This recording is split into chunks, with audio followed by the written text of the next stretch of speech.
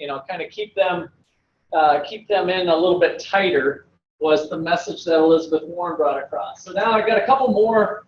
This guy's just a banker that's kind of describing what it is, but he gives some good personal stuff. I don't think we'll watch the whole thing, but just a couple minutes of this. It was ask the loan guy. I got a question today. The question was, John, what is this Frank-Dodd thing, Dodd-Frank, that I hear about in the news that it looks like the President-elect Mr. Trump wants to do away with? Is that good for me? Is it bad for me? How does it impact the mortgage business? And really, what is it?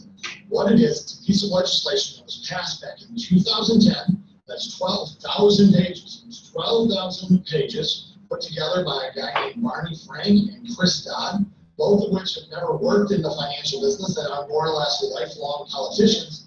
They put this together with the thought idea of protecting you as a consumer. Some would say that this piece of legislation has killed the small banks. However, I have a little chart here.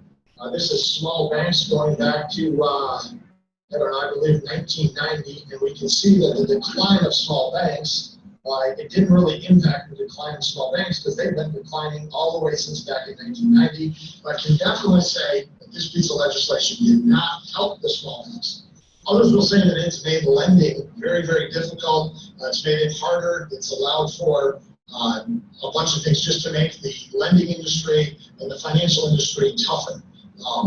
And I think that there are some arguments there. Home ownership rates are currently very close to all-time lows. They've only measured this since going back to about 1965. And home ownership rates were actually the lowest they've ever been in the second quarter of 2016. We've got a chart for you here too. I printed up some stuff. This right here is back 1965. And as you move across, this was home ownership rates in the U.S. Right back here's where I was born. I'm an old man with my gray beard. But as you can see, they hit a peak here back in 2004 with 69.2% of people. This right here, little dot, is kind of when the mortgage crisis happened. Here's where when Frank Dodd was introduced, and here's where home ownership rates have went since. You could probably argue that it's a stale economy, people aren't making as much money, a variety of reasons, but I definitely believe that the Frank Dodd laws, Dodd-Frank, have definitely impacted the mortgage business. I've been doing this for almost 20 years and can say that it is more difficult with all of the technologies and everything that's out there. It is more difficult today to originate and get a mortgage than it's probably ever been. And that probably has something to do with the home ownership rates. People just don't want to go through the process. It's extremely difficult. However, you know, there's tons of good mortgage companies out there that can help you through and navigate you through that process, but it probably is a little bit more cumbersome today. There's things like a qualified mortgage where we have to verify a lot more information in order to do this. And the one thing that I think is interesting about the whole thing is that since I've been doing this over a 20-year window, banks, regardless of the legislation and those kind of things, have made, or lending companies have made about the same amount of money per loan on a percentage basis. So with all of this additional legislation, regulation, people that need to be hired, all that's happened as far as protecting you, the consumer, is those additional fees, costs, all of that stuff, it's passed on to you. So a bill that was intended to ultimately help you or to help the consumer to make it better, more user-friendly, it's probably ultimately resulted in higher fees, more costs associated with your loan. And as we can see with home ownership rates at the lowest they've been since they've ever measured these, or very close to today, I would say that doing away with that installation, or at least a lot of the big chunks, it's very helpful. And then there's also been a lot of complaints over the CFPB. That's the Consumer Finance Protection Bureau. They're the ones out there that are assessing all these fines to these large banks. Just think about it. When Wells Fargo pays a really big fine, if you bank with Wells Fargo, that fine is ultimately trickled down and passed on to you.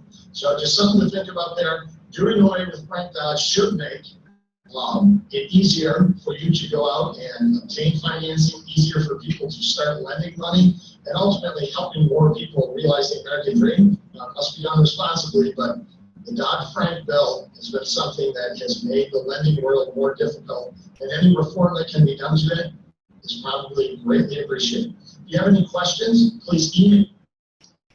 Okay, so he kind of said it at the end there in terms of fees getting passed along. So it's kind of similar to the way a tax works, right?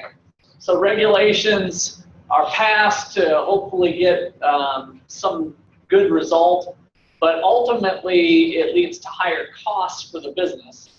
Similar to a tax, those costs are ultimately shared between the business and the consumer.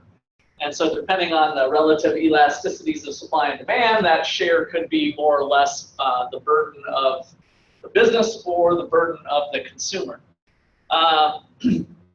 So if it's equally passed along all, it's probably likely borne by the consumer more. And if you're a big bank, how would that differ to a small bank? How would the big bank fare compared to the small bank with that concept? Who's got an easier time of swallowing the costs? The big bank, right? So that's something to keep in mind. That's part of what, at the beginning, where he was showing, you know, the trend, which he correctly said that trend's been going on for a long time for maybe a variety of reasons, regulation being one of them. But it's much more costly for the mom and pop banks to keep up with the 12,000 pages of regulation compared to the big banks, that they already have probably a full legal staff on hand that can kind of work through those details and those changes so that it's a little bit easier to absorb. So when it becomes more difficult on the front lines and we think about the fees, I think the thing we should ask ourselves, yeah, but is it worth it? You know, is that helping us stay away from the next financial crisis? Do a little, so economists are big on imposing that policy analysts do a cost-benefit analysis. Well, that would ultimately be what we're doing. With good and bad risk people, what do you think the fraction is of these regulations? How many bad people do we keep out of loans? So people who want loans for a bank, we're talking about the process that they go through. How many of you are familiar with that process? Seen mom and dad go through some of that with the loan papers? They get a stack of papers this tall, sign here, initial here, initial here, initial here. Of course, nobody ever reads them, and they're 28 pages or longer of small, fine print, front and back, legal-sized document. How many of those do you think this really helps? So good versus bad. So the economist in me says, cost-benefit analysis again. We're making 100% of the people go through the process, right? Because we got to be fair, right? We got to have equality, equal treatment among people, which isn't totally true, by the way. Sometimes if you jump a few hoops, if you're kind of got a big gold star by your credit rating or something, you might be able to get through the process a little bit faster. They might have a little bit of an accelerated plan, but for the most part, everybody goes through the same process. And so how much is it helping? What do you think? With good and bad loans, people who want to go get loans, how many people are good? I think that's 65%, 75, 95, 99. You know, what do you think? What's the ratio of people that these additional regulations that the bank, remember, it's the bank that's loaning out their depositors' money, right? So do they have incentive to just take on anybody? Well, in theory, they face some losses if they do. But we looked at the hot potato thing because of the secondary market. That's why we have some of those regulations. But, you know, what do you think? Do you think it's in the 90s or the 60s? How many people say 60-ish feels good? How many people are more like the 90-ish are probably... I don't have a number for you, but I suspect that it's probably into that 90-ish range, that most of the banks don't want to get a bad loan because it's going to be a loss to them.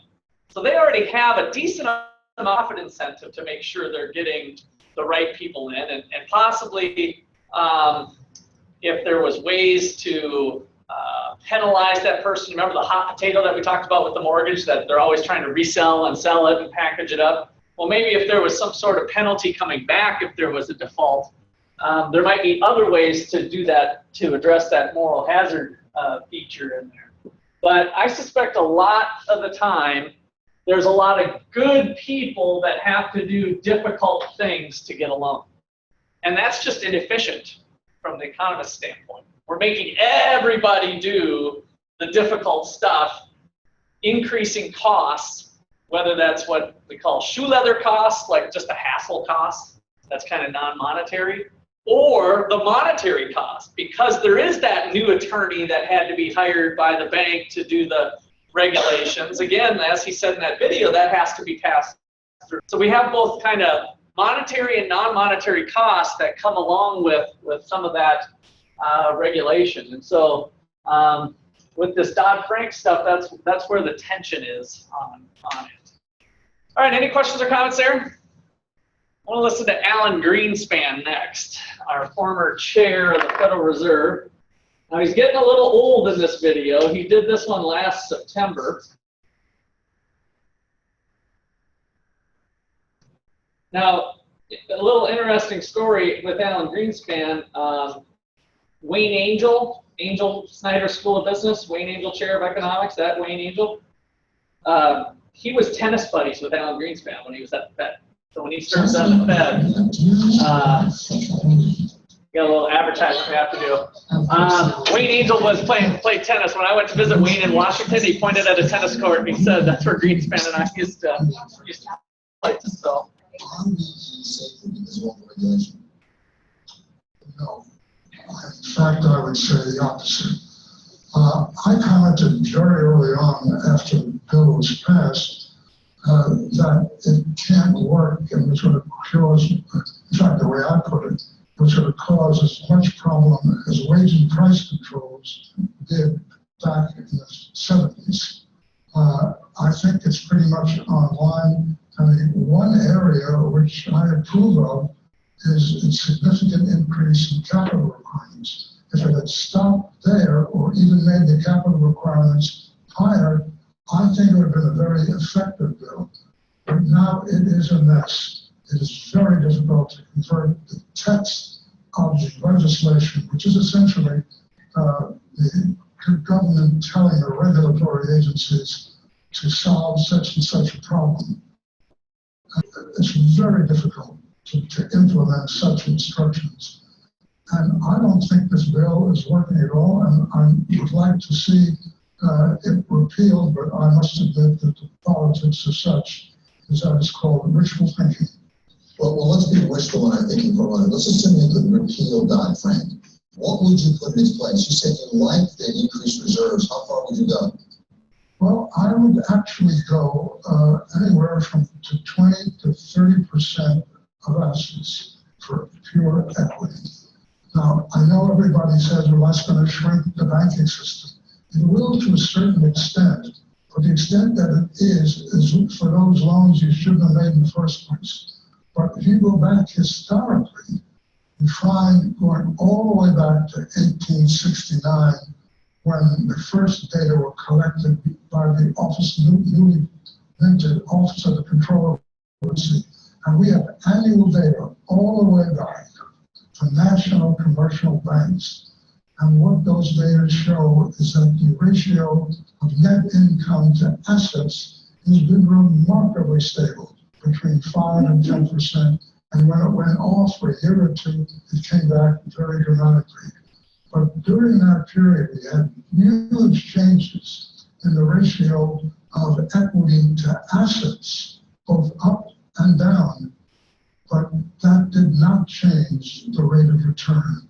So as far as I can see, if history is going to repeat itself, it almost surely will, if we were to raise regulatory requirements on capital, I don't care how much you do it, actually, we will end up with a far more stable system, because the problem is that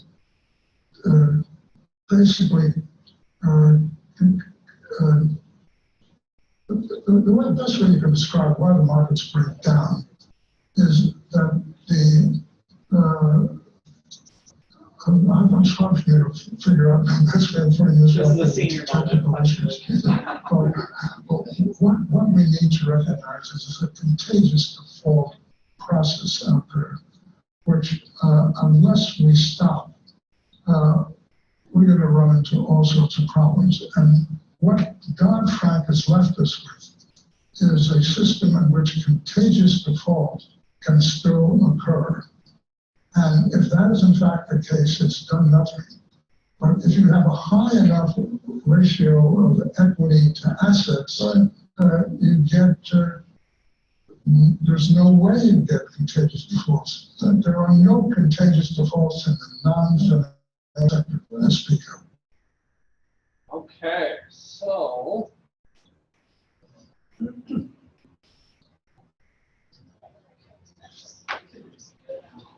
All right, so what do you think he meant by this little comment here?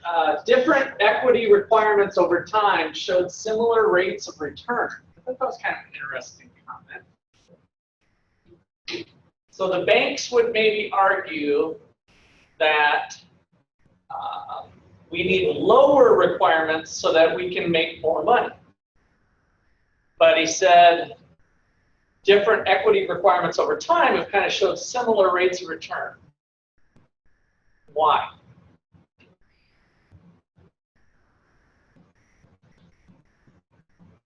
Everybody remember from the Kant video, assets versus liabilities in the banking, right? We got the equity as the kind of owner's equity. We've got deposits that are liabilities.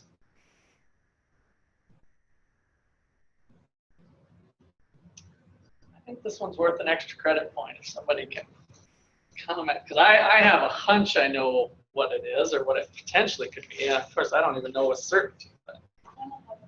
All right, go for it, Jordan. Is it because they have like a lower requirement for equity, like the less they can like have backing it up, so and then if they have more, the more they have backing it up, I don't know. Okay, that's true. Okay. But the rates of return are the same because it's safer when you have more, and then it's like more risky. So, all right. And so if there's less loans out, what type of loans are being made? Good loans. Yeah, you're probably going to be on the hunt for more good loans rather than having. I didn't know how to say it, but. But I think I could tell that was kind of the direction you were heading. So we're going to have better loans going out.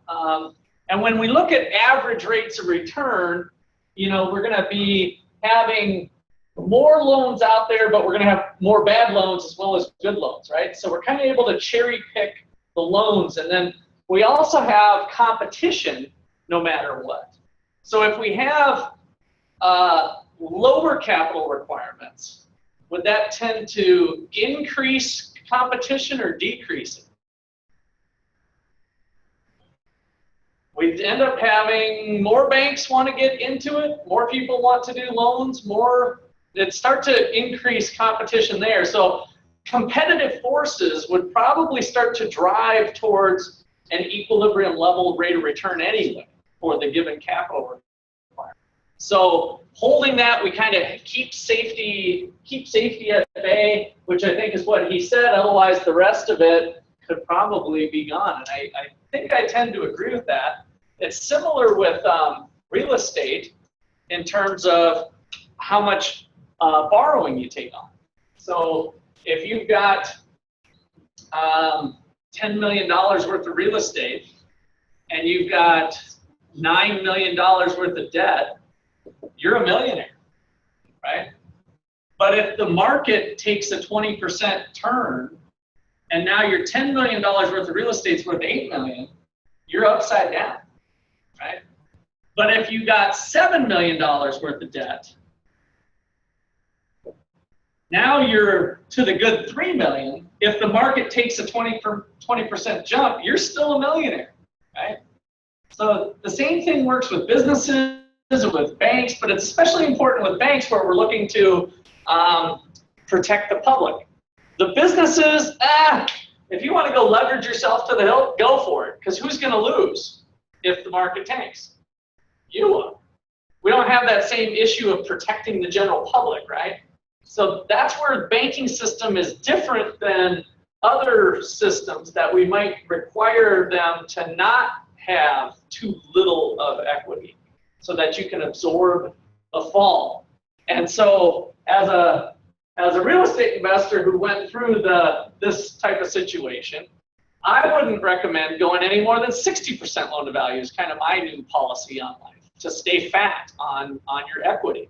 Now that means that you can't do as many projects. So similar to the banks, they can't do as many loans. As a real estate developer, you can't do as many projects either if you're holding on to your 40% equity position. The banks will allow you to go to an 80%. They'll allow you to put more down payments and go buy more buildings and buy more assets, but you're choosing to constrain it. So same thing with businesses too, on how much cash they hold back.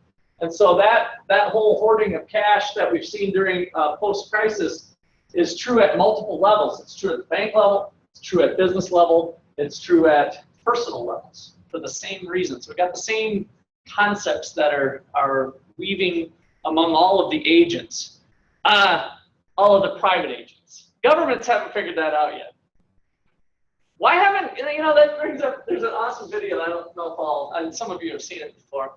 Why haven't governments figured that out? So what I just got done saying is banks have figured it out, businesses have figured it out, households have figured it out, that, hey, let's hold back some cash and let's keep cash reserves. But the government hasn't really figured it out. Why? What's different between government spending and people spending or business spending or bank spending, if you will? They can always print more, yes, and what else? Yeah, well, the tax part is they don't have enough tax, so they have some taxing authority. I think there's even another reason. Gosh, this might be an okay time to do this. How much time we got? Let's look. This isn't that long of a video. I think some of you have watched it. Let's see if I can find it. Jeez, now I might have put my foot in my mouth.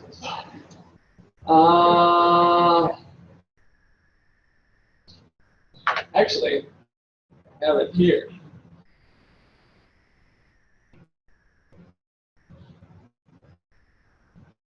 Aha! The four ways we spend money. You spend your own money on yourself. You spend somebody else's money on yourself. You spend your own money on somebody else, or you spend somebody else's money on somebody else. And then that's what it's for money freedom. You spend your own money on yourself, you tend to be real careful about what you're spending as well as what you're getting. If it's a big item, like a car or a house, you're going to shop around pretty good because it's for you and your family, and you're going to negotiate a good price. And when you spend somebody else's money on yourself, like when the boss is paying for the meal and he's not there, you might be more apt to pass on that burger and fries and go for the steak and lobster because you're not as careful about the money as you are about what you get. And when you spend your own money on somebody else, like when you're buying presents, you tend to set a budget for yourself because it's your money, but you're not quite as careful about what you get, especially if you don't know them terribly well. And before we go on to the final quadrant, let's take a quick look at the careful scale. You tend to be high on the careful scale when you're buying things for you and family because you're an expert on you and your family want and need. As you move farther away from you and family in city spending, state spending, national spending, and world spending, you tend to be less careful because it's just hard to know what a family might want or need in another country or state. Of course, it's certainly obvious that we're all more familiar and understand our own countries better than other countries, our own states better than other states, our own cities better than other cities, and certainly we know our own families and ourselves better than we do others. And that's why we spend more carefully when our spending is closer to home. And that brings us to our fourth spending quadrant, spending somebody else's money on somebody else. You tend not to be quite as careful about how much you're spending because it's not your money, and you're not quite as careful about What do you think it is? Who's in this quadrant? Spending somebody else's money on somebody else. The government. All right, here we go. what you're getting. This tends to be the least effective quadrant And this is government. It seems year after year, politician after politician, Washington proves that they're the least careful in spending money because it's not their money and they don't know the people, places that the money's being spent on. So it's a good idea to spend that money in more efficient quadrants in the form of things like charitable write-offs, tax cuts, or vouchers for school choice. It's worth asking yourself, what quadrant is the next big government spending plan going to be in? Now that you know the four ways you spend money. All right. Do you guys see that one before? Does anybody remember? Does it resonate with you? So that's what I mean. I think we see that happening in the government sector, and part of it is just self-interest. Good old Adam Smith, back to where do we have our interests? Politicians' public choice theory is the idea that politicians are more likely to follow their own self-interest rather than the public interest. That, you know, what's best for them in terms of getting reelected or job security. If you're a government bureaucrat and you're helping set budgets up, a big budget is better than a small budget because it gives you a little bit more job security. So it kind of falls in line there.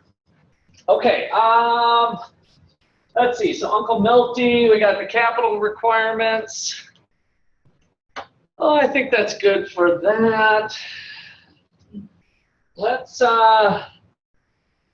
huddle up. Let's do a little scows and talk next. So grab your books or your blackboards or whatever. Let me spin page around here.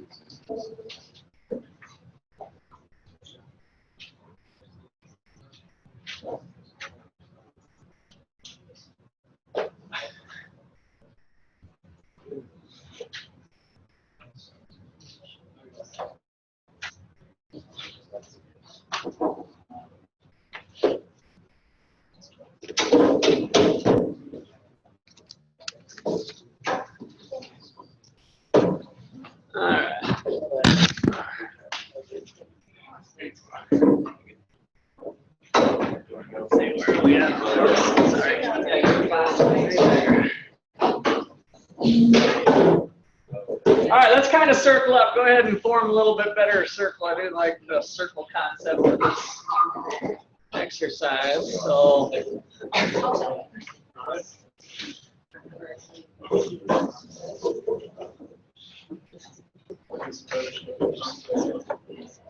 all right, so we did chapter 5, the perversity of Mr. Market. And so you might have to shake the cobwebs out because I know you guys did this one before, but has Wall Street become another Las Vegas? So let's see.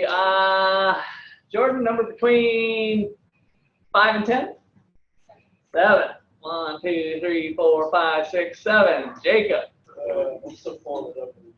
Okay. So is that really the question? It's just for you to kind of kick us off talking about, has Wall Street become another Las Vegas? This is chapter 6.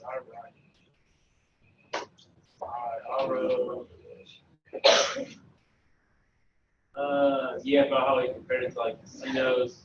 You know, like it makes sense because like you can make money and lose money in both.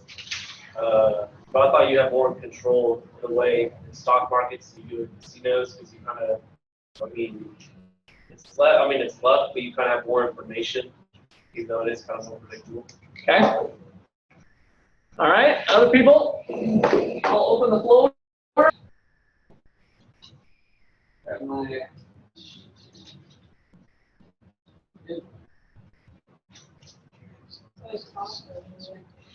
Yeah, go for it. I was just reading the floor. My favorite part that they talk about is how in gambling there's always a winner and a loser. It's very black and white. Okay. In the stock market, you can make money off of something and then sell it, and someone else can still make money off of the Right. asset. So it doesn't have to be a loser. Okay. Yeah, that was kind of an interesting distinction. Okay, what else? One of my favorite parts was when he talked about how you use information when it comes to gambling in Las Vegas casino. You know, you learn the tactics of winning, like counting cards and stuff. And the person doing that when it comes to investing, is basically gathering information. Study. Okay, I see. Yeah, I had forgotten that section. So, just how it one of the differences with information. One is learning more tactical. Now, I think some of the day traders might say that there's kind of tactics in that regard for looking for trends during the day. So there might be, they might argue something like that back. Well, if we said that there was tactics, so that's like day trading, but the tactics you use in the casino, you make them take down. Oh, right, yeah, the kicked out part, yes. Okay, good. What else do you like? I liked how he talked about the short term and long term. I don't remember what page it was on exactly, but he said in the long term in the market you end up winning, whereas more in the long term in a casino you get confident, so you keep playing and playing, and then you actually just lose it all. Yeah. Pretty much. Yeah. Where I said in the investment market you usually win more than you do lose.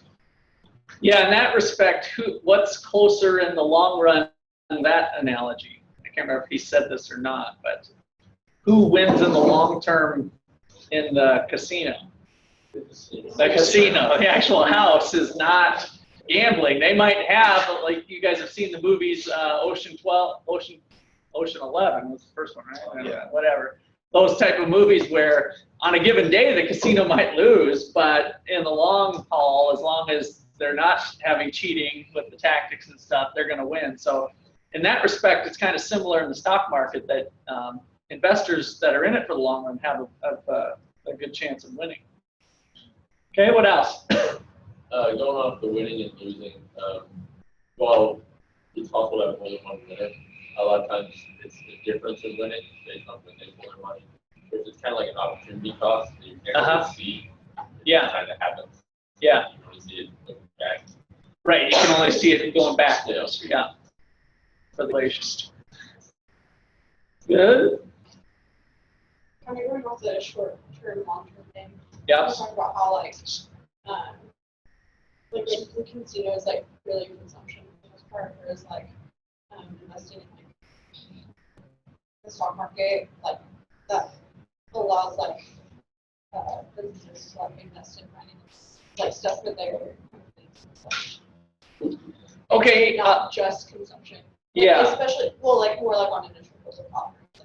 Okay, good. I'm glad you made it. Yeah, so I'm glad you did that. Secondhand market, it doesn't really matter. Yes, so that was the clarification I was hoping you make up. So yeah, the secondary market, which is most of the trades on a daily basis that we read about, those are all person-to-person trades. And so, but yeah, with the initial public offering, there might be, or there is real funds being raised for that or something.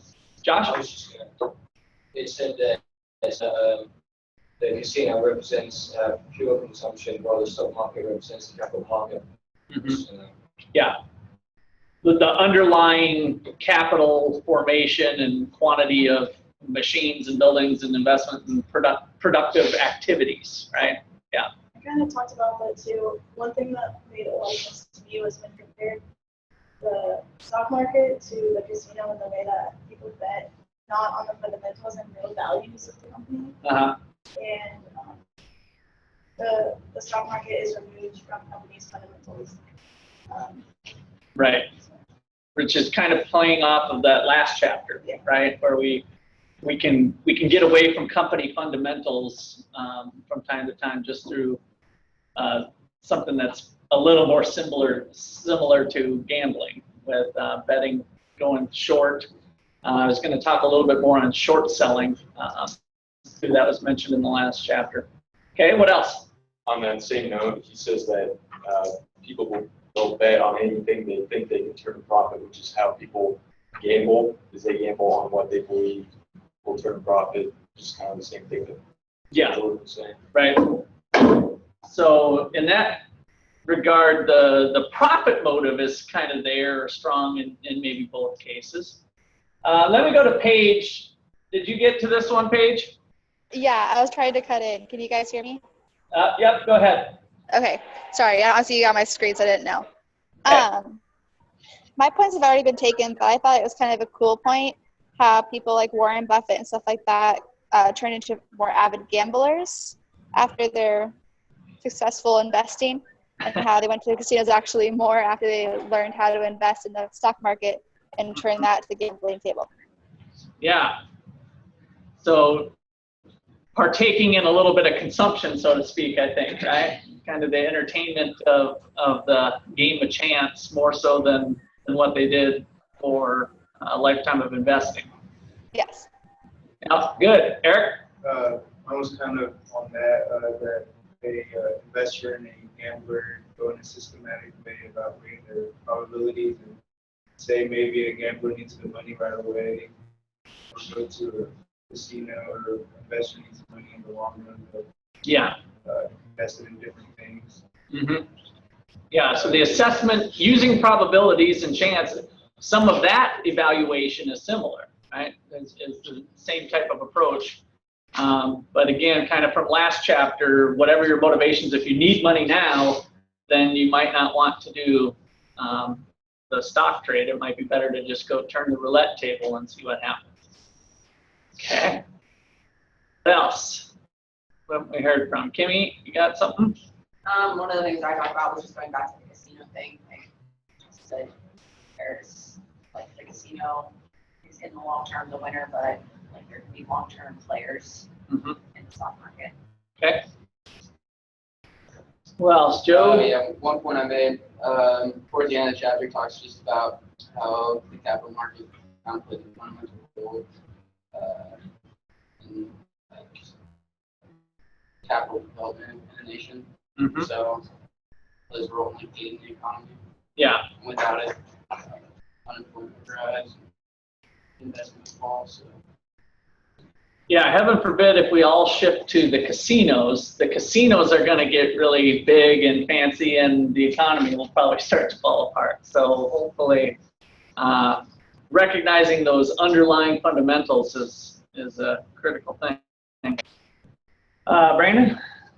Kind of building off the casino idea, on 50 there was a Peter Lynch quote that although it's easy to forget, sometimes a share of stock is not a lottery ticket, it's a part ownership in a business. Yeah. So I guess a lot of people view the market as more of a gamble than a thought out decision. Right. So with these fancy things that we've started to learn about, does it start to look more and more like a casino as we look at derivatives and other fancy financial products that we've seen? Does that get us closer to the casino concept, or is there still good fundamentals supporting it? I think we're pretty close to a casino right now. I think the biggest thing, my mom's a financial advisor, and she gets all the time is how can you make the most money in the shortest amount of time? Yeah. I think it's kind of more of a casino feel to the stock market than it used to be. So your mom is an investment advisor? Yes, she works for LPL Financial. LPL, okay. And does she is it a commission-based job? It is commission-based. I couldn't even give you her percentages. I just know it varies per person what they invest. No, yeah, we don't have to get too personal, but I guess if it was commission. Other places have kind of a flat fee type thing. It's a certain percentage, is all I know. Yeah, so Jordan was just saying Edward Jones for her dad. So Edward Jones is started at Edward Jones a couple years ago. That's right. It was 40% of what he got to invest is what was his. So I don't know if that sounds high, but 40% of what he got to invest was his. like annually. Like Okay. That's, Part of his salary? Oh. but like it is. I'm not familiar. I've known a couple Edward Jones agents, but I haven't really gotten that deep into their commission structure. Yeah, I wasn't sure. But it's a little bit more feast or famine, I think, with Edward Jones. You're either selling and producing or you're not making money. So it's a little more heavier commission based. Okay, anybody else? Yeah. There's talking there about how the stock market optimism and pessimism affects the real business. Yeah. Which is kind of interesting to really talk about how the business can do well and the stock market can still take a dive just because of expectations. Yeah. Yeah, that is, yep, important part of it as well. All right, so do you feel like you're starting to, like before even taking this class and reading this section really, how many of you thought, you know, there's a lot stronger overlap between gambling and Wall Street. That they were kind of, oh, that's kind of a different type of gambling, you know. Hopefully we'll start to see some of those differences and kind of understand the underlying stuff. So we've got more to go here. So make sure you've got 7 and 8 done for next Wednesday. I want to talk about short selling. How many of you guys know how short selling works? It was mentioned in the previous chapter, chapter 5, with short sellers. It says traders look for opportunities to profit by shorting overvalued stocks on the assumption that the price will soon decline. A small number of them employ a variety of underhanded tactics, such as spreading negative rumors about the stock on the internet, or otherwise manipulating stock prices down to where the stop orders or automatic sell orders to sell for a certain price, causing a rash of selling. So, what's the idea of short selling? You're betting on the stock prices. Okay, and how does it work? So instead of buy low, sell high is the traditional theory, right? Buy low, sell high, make some money. You're actually going to buy high and sell low. It's the idea of short. So you're opposite. You're doing the opposite of what that is. So have you guys looked at how that actually works in the brokerage world? You did cover that in investment theory? So let's, let me take a quick little last 5 minutes here and kind of explain that, because it is a little goofy of an animal.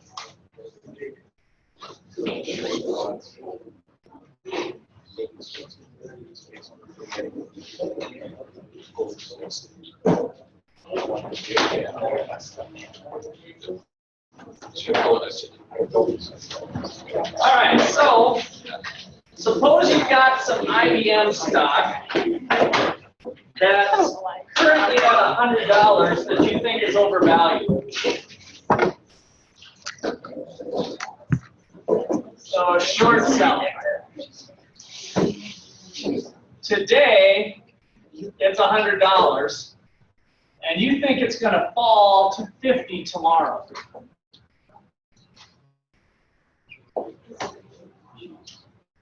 All right, so this is IBM stock. So we've got a broker, and we've got clients of the broker. So the broker has thousands of clients. I'm just going to draw these circles as a bunch of people that are clients of the broker. And some of these clients own IBM stock currently, right? And so the broker is actually holding on to those stock certificates.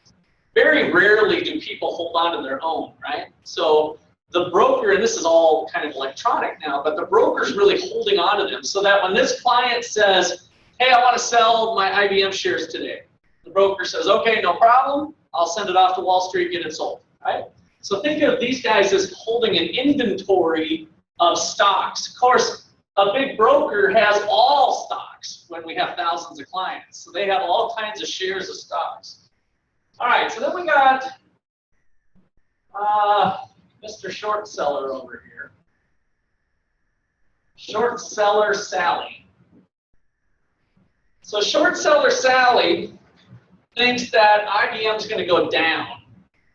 And what Sally's going to do is make a deal with the broker to rent one of these shares. Because the broker actually holds on to it. The broker's going to rent, quote unquote. Sally's going to rent out that share with an option to buy back. She's forced with an obligation to give the share back at a later date. So Sally takes the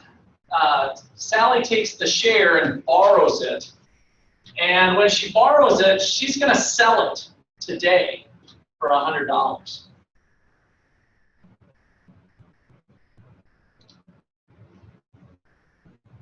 If there's a dividend involved, Sally would still have to pay back some dividends. That would be part of the contract, because these guys, if they have dividends coming back, then have to pay that also. That would just be part of the contract during the rental period, because the stock was actually sold.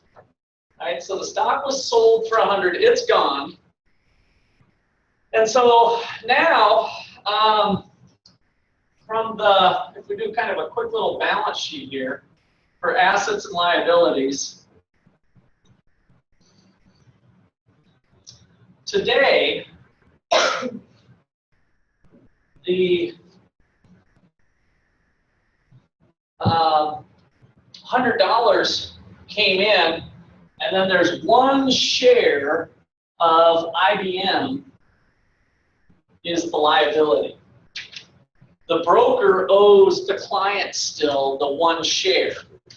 They don't care, they don't know whatever has happened, but all that they know is that if this person calls up to sell their share, they have to make good on it. They own it, right? All right, so when tomorrow happens,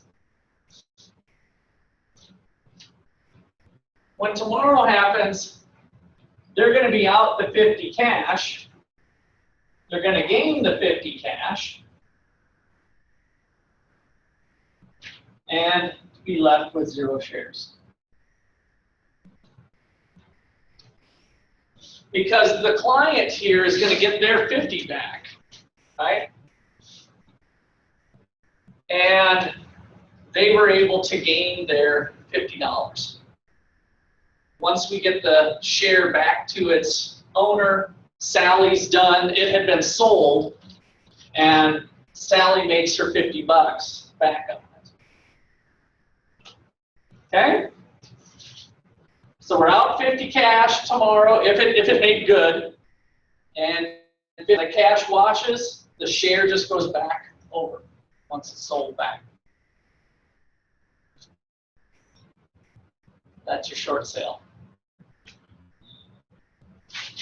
And we're done.